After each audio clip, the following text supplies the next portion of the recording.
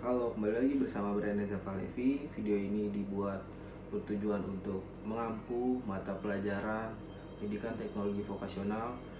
Di situ ada soal tentang bagaimana kalau diriku pribadi menjadi menteri ataupun merancang suatu dari sistem SMK dan membangun SMK-nya itu mulai dari kurikulum dan berbagainya.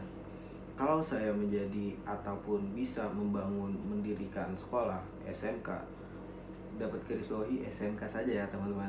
Nah, yang pertama yang bakal saya lakukan adalah studi kebutuhan dan analisis pasar. Kenapa ini dibutuhkan? Sebelum mendirikan SMK, langkah yang pertama yaitu harus dilakukan dengan melakukan studi kebutuhan industri, analisis pasar tenaga kerja di wilayah yang akan saya bangun. Hal ini bertujuan untuk menunjukkan jurusan program keahlian yang relevan dengan kebutuhan dunia usaha dan dunia industri. Langkah-langkahnya yaitu melakukan survei ke lapangan tentang industri dominan di daerah yang seperti apa. Misalnya contoh manufaktur, otomotif, teknologi informasi, pertanian modern dan sebagainya. Yang terbaru itu tentang AI yang sangat seksi sekali di mata kita bersama gitu kan. Yang kedua, langkah yang saya lakukan itu menganalisis kebutuhan keterampilan dan tren di masa depan mengikuti perkembangan sistem industri 4.0 dan society 5.0 melibat. Yang ketiga yaitu asosiasi yang melibatkan industri, dinas pendidikan dan komunitas lokal. Kita juga nggak bisa bangun atau berdiri secara swasta independen. Kita juga butuh asosiasi industri dari dinas pendidikan dan komunitas lokal. Tujuannya agar program keahlian yang dibuka sesuai dengan kebutuhan nyata dunia kerja sehingga lulusan SMK lebih kompetitif, yaitu lebih langsung ayo gitu. Yang kedua yaitu penyusunan visi dan misi tujuan sekolah. Visi dan misi dan tujuan SMK harus jelas teman-teman. Harus dong visi dan misi, karena kita nih mau nyalon misal, tapi kita nggak punya visi ke depannya. Dan misi kita apa yang mau diwujudkan dari visi kita. Visi ini turunan, visi ini gambaran awal, misi ini cara-cara kita mewujudkan si visi gitu teman-teman. Pada keunggulan kompetensi, karakter, dan profesional adaptif. Contoh, menjadikan SMK unggul yang menghasilkan lulusan profesional, berwawasan global, dan berkarakter, yaitu dengan karakter industri dan karakter global teman-teman. Misi yang bakal aku bawakan yaitu membekali siswa dengan kompetensi teknis dan soft skill pastinya. Kedua, menjalin kemitraan strategis dengan dunia industri, mendorong inovasi, technopreneurship di kalangan siswa. Tekno yaitu artinya teknologi yang dibisniskan di kalangan siswa.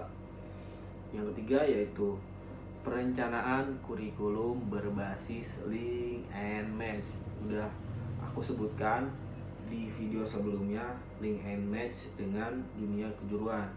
Di sini juga pasti dunia kejuruan pendidikan harus link and match dengan yang dibutuhkan antara kompetensi hard skill dan soft skill di dunia industri.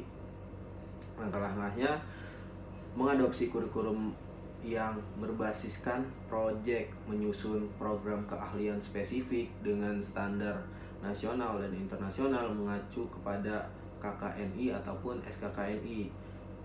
Ketiga, menyusun magang industri atau praktek kerja industri sebagai kewajiban. Yang keempat yaitu menyusun mata pelajaran technopreneurship dan digital skill. Targetnya, aku juga punya target 80% praktik dan 20% pembelajaran teori. Itu yang harusnya ditekankan pada siswa SMK dunia kejuruan. 4 yaitu pengembangan sumber daya manusia, guru, dan staf. Percuma kalau kita ingin membangun sumber daya manusianya yang berkualitas, tapi pencetaknya, pendidiknya tidak di-upgrade secara guru dan staf. Kualitas guru juga sangat menentukan keberhasilan SMK yang aku buat. Langkah-langkahnya itu merekrut guru dengan berlatar pendidikan pengalaman industri yang kuat, tidak hanya dari pendidikannya secara teori, tapi juga dia minimal tahu ataupun pernah di industri, menyelenggarakan pelatihan rutin untuk guru dalam bidang kompetensi teknis, pedagogik, dan teknologi, mendorong guru mengikuti sertifikasi nasional, misal dari BNSP. Itu sangat penting, bukan hanya untuk siswa gitu. Strateginya membentuk guru tamu industri, kita mendatangkan teknisi misal dari industri, boleh menghadirkan tenaga ahli dari industri untuk mengajar, ya sekedar 1 bulan sekali ataupun per semester. Yang kelima yaitu pembangunan dan penyediaan sarana prasarana. SMK harus memiliki fasilitas memadai untuk praktik siswa. Langkah-langkahnya itu menyiapkan laboratorium, bengkel, dan praktik sesuai standar industri, menyediakan perangkat lunak, mesin, alat kerja, simulator, peralatan praktik yang terbaru. Yang ketiga yaitu menyediakan ruang belajar modern, co-working space, internet, sangat penting, yang berkecepatan tinggi, dan perpustakaan digital. Kayaknya kalau bahas perpustakaan yang biasa ataupun yang konvensional, anak-anak Gen Z sekarang mulai kurang. Jadi menurutku harus bisa juga bangun perpustakaan digital, bisa diakses melalui web ataupun hal lain sebagainya. Yang keenam yaitu membuat kerjasama ataupun kemitraan dengan dunia usaha dan dunia industri, yang udah saya mention tadi di awal.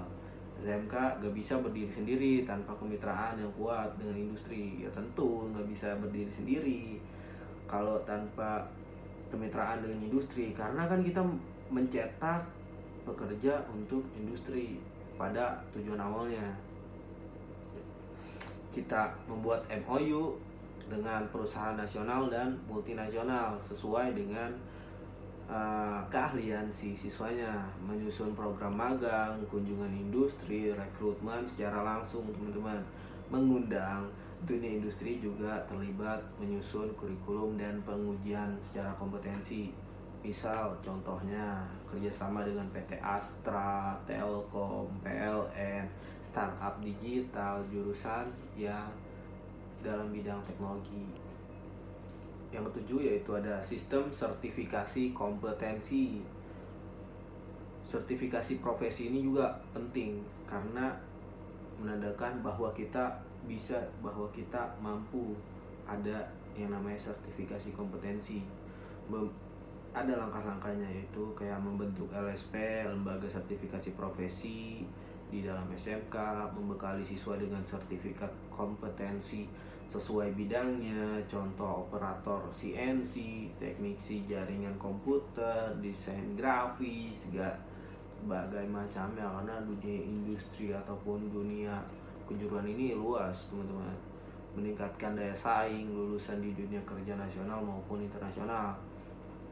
Yang kedelapan yaitu sistem penjaminan mutu internal. Agar kualitas kita tetap terjaga sebagai sekolah, SMK juga harus menerapkan sistem evaluasi peningkatan mutu secara berkala.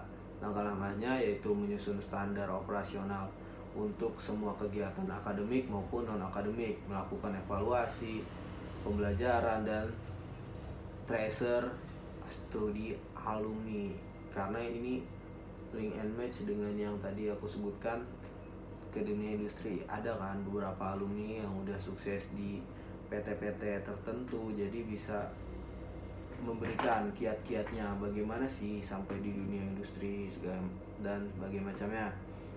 Yang 9 yaitu pembentukan budaya sekolah berbasis karakter dan kompetensi. Budaya sekolah juga membentuk perilaku siswa teman-teman. Membudayakan 5S, senyum, salam, sapa, sopan dan santun, dan budaya kerja keras dan kerja cerdas. Percuma kalau kita kerja keras tapi nggak cerdas, sama aja kita dieksploitasi tenaga kita, membentuk program ekstrakurikuler berbasis kompetensi seperti klub robotika, coding, dan wirausaha muda, menumbuhkan jiwa technopreneurship, wirausaha yang berbasis teknologi sejak kalian SMK.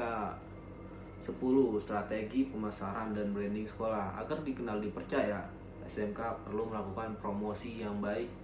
Langkah-langkahnya yang membuat website resmi SMK, menyebarkan informasi melalui media sosial, open house, lomba kompetensi siswa, dan pameran hasil karya, atau kita buat expo gitu. Hasil karya apa aja sih SMK ini kan bisa dilihat gitu kan.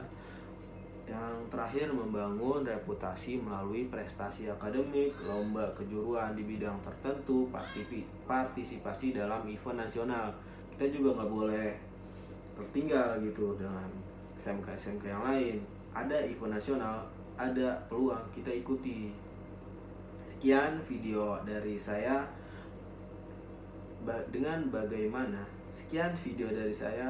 bagaimana kalau saya menjadi ataupun mendirikan sebuah SMK. Assalamualaikum warahmatullahi wabarakatuh. Sekian.